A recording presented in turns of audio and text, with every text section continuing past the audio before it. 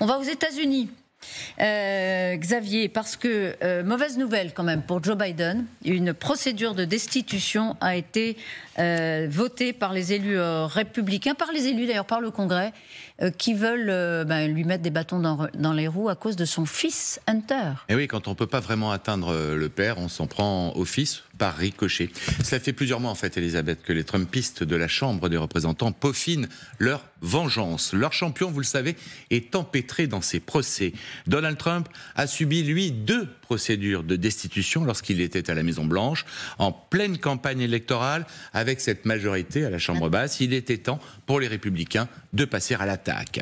Alors pour atteindre le père Joe, les MAGA, les Make America Great Again, visent le fils Hunter Biden. Le but, d'écrire une famille dans le sens mafieux du terme.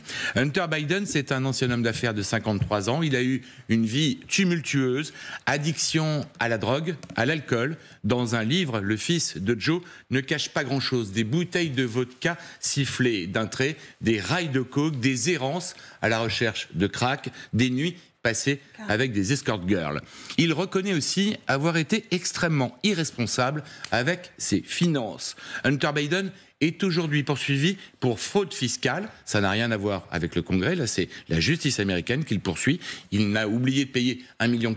Depuis, il les a payés d'ailleurs. Il a été aussi poursuivi pour détention d'armes illégales. Donc les Républicains ne l'attaquent pas là-dessus. Ils veulent mettre en cause son président de pair pour ses affaires présumées douteuses en Chine et en Ukraine.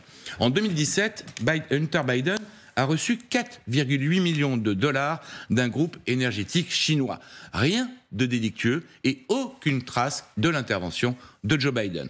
Autre affaire, Hunter Biden a été entre 2014 et 2019 au conseil d'administration de Burisma. C'est une société gazière ukrainienne. Son père était à l'époque le vice-président de Barack Obama. Vous vous souvenez, en juillet 2019, Donald Trump avait tenté en pleine campagne d'exploiter cette affaire.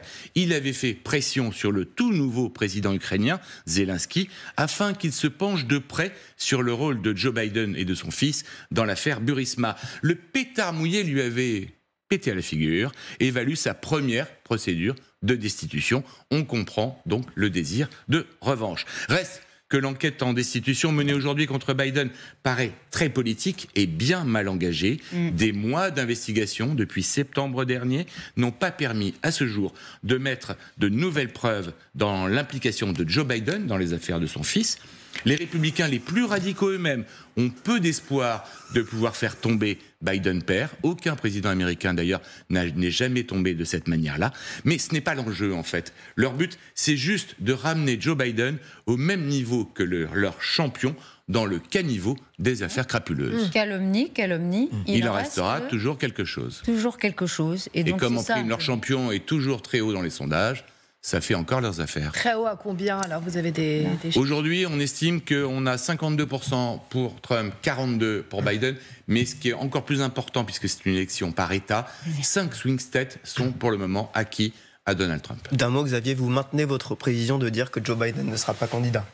Oui, je continue à dire que Joe Biden ne sera pas candidat et que Donald Trump ne sera pas, lui non plus, candidat. Donc là, on raisonne sur des personnages qui ne seront certainement pas présents pour moi en novembre prochain. Merci beaucoup. Le boulet de Biden, il s'appelle Hunter. Merci Xavier.